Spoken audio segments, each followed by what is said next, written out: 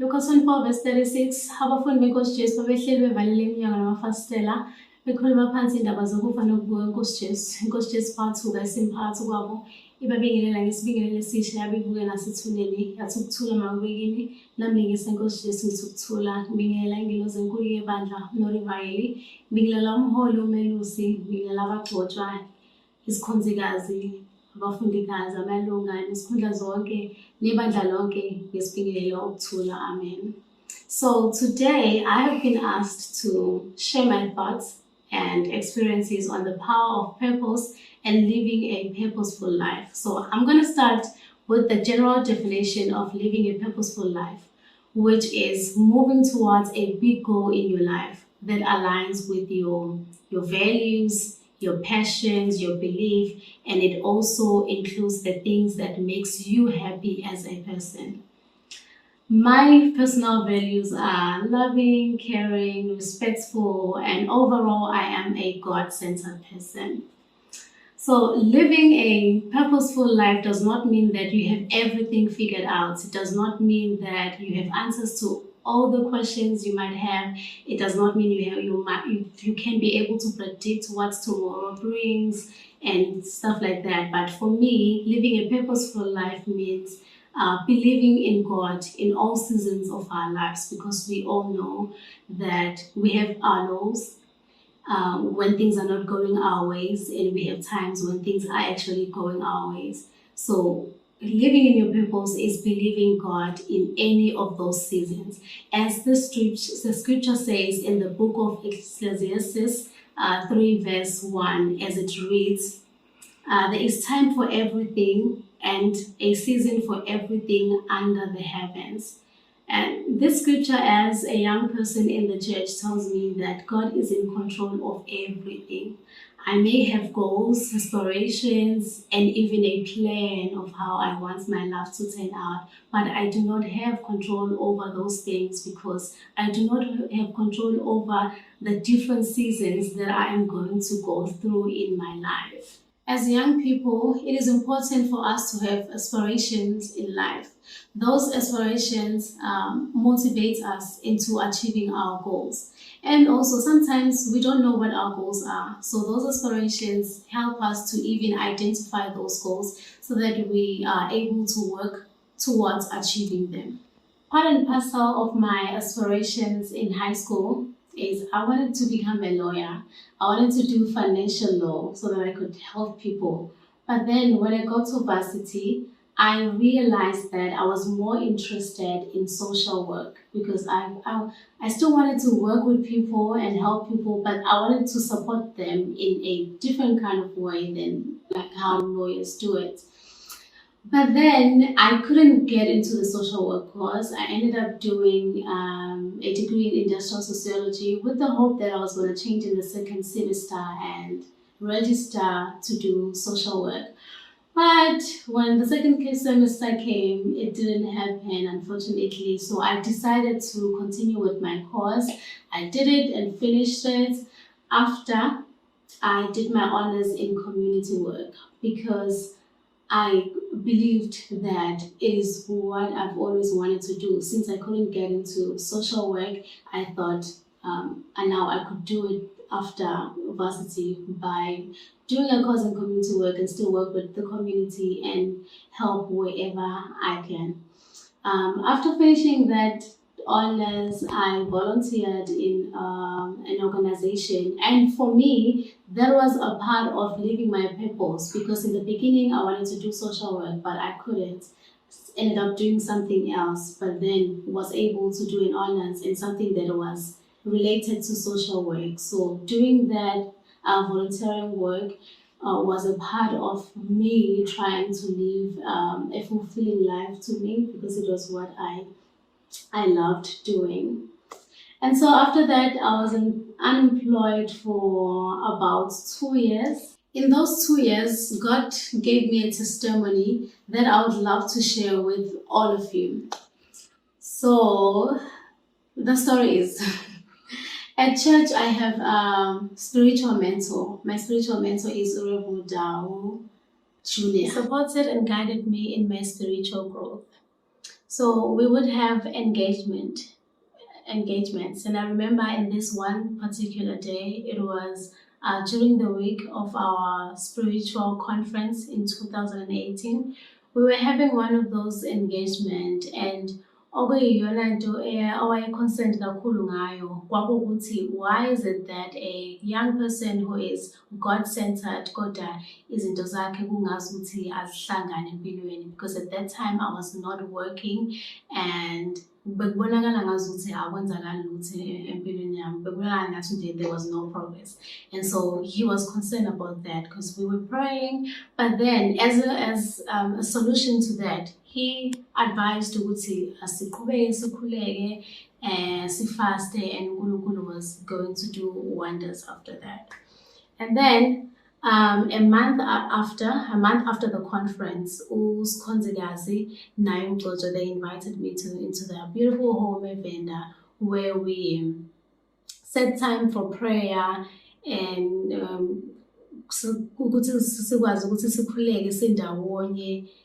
And then we believed ukuthi yena uma senza kanjalo uNkulunkulu was really going to listen and he was going to come through for me. And then during leso sikhathi leso besikhuleka even in preparation to consult nomoya oyingcwele. So when that day came ukuthi siyobona nawo prophet nomoya oyingcwele, uNkulunkulu wangiluleka ngendlela wangiluleka ngayo, and then wangitshela exactly what I needed to do. And to my surprise, what uNkulunkulu said through our prophet on that day, it was exactly what we have been talking about, what his concerns were about.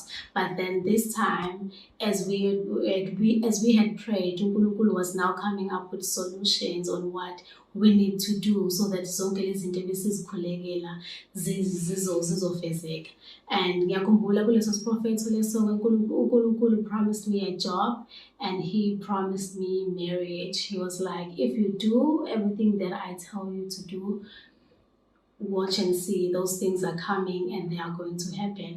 And then my trip to eVenda yaphelela lapho, I went back home. So uma ngibuyele ekhaya, I have to go ngiye Johannesburg and then Empangeni, because I'm from Empangeni.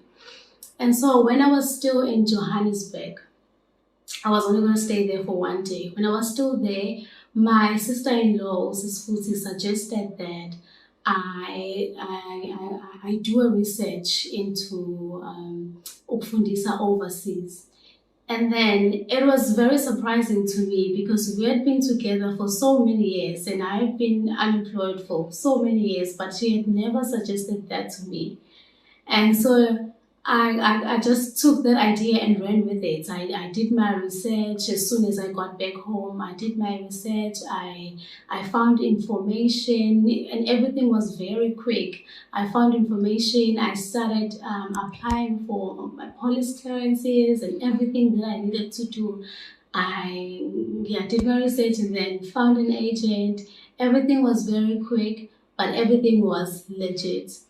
So within a month, that's where I'm going. Within a month, I already had a job and I was just waiting for my visa. In 2 months, I had my visa and I was ready to go.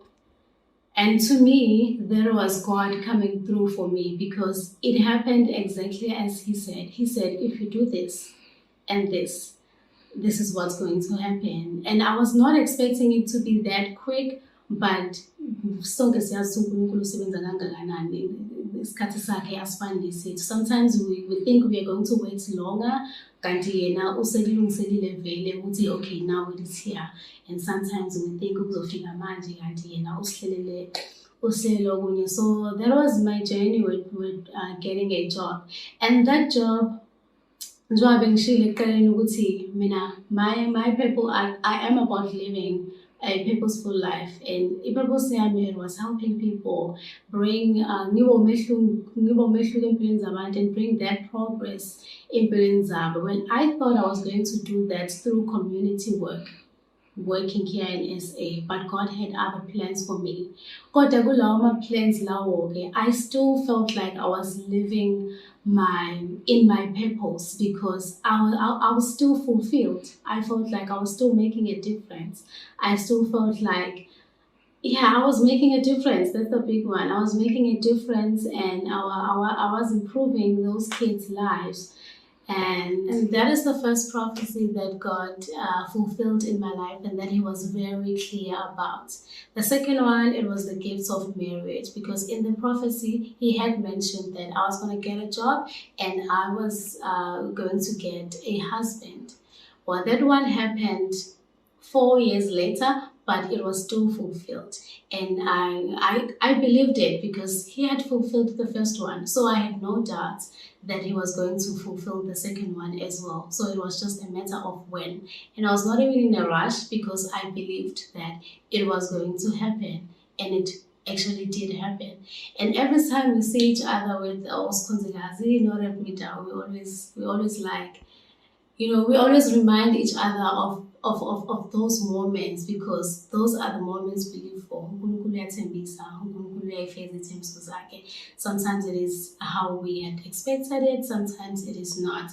But for me, that whole experience, yokuthi ngisizakale into living my purpose, it taught me ukuthi na uNkulunkulu bring people into our lives. Sometimes living our purpose does not come only from us, phakathi kithina, but God uyabaletha abantu that are going to help us into achieving our goals and living our purpose. And so for me, those are the people that He sends in my life, and I'll forever be grateful to them. In conclusion, I would love to wrap it up with the scripture that is found in the book of Proverbs 19, verse 21, which says, "Many are the plans in a man's heart, but it is the Lord's purpose that prevails." As we said in the beginning, that a part of living a purposeful life is doing things that makes you happy. But I would love to say that as young people, we need to always remember that it is the Lord's purpose that is always going to prevail in our lives. So we might have plans, we might have goals and everything that we wish for, but it is always going to be the Lord's purpose that is going to prevail. Ngibonga ithuba engiphiwe lona, ngibonga umholi, ngibonga ibandla ngethuba abanginikeze lona ukuthi ngikwazi ukuthi ngishare i-journey yami with the young people, hoping that someone is going to be inspired and know ukuthi uNkulunkulu uhlale nathi ngazo zonke izikhathi. uNkulunkulu akhuleme nanciphe. Amen.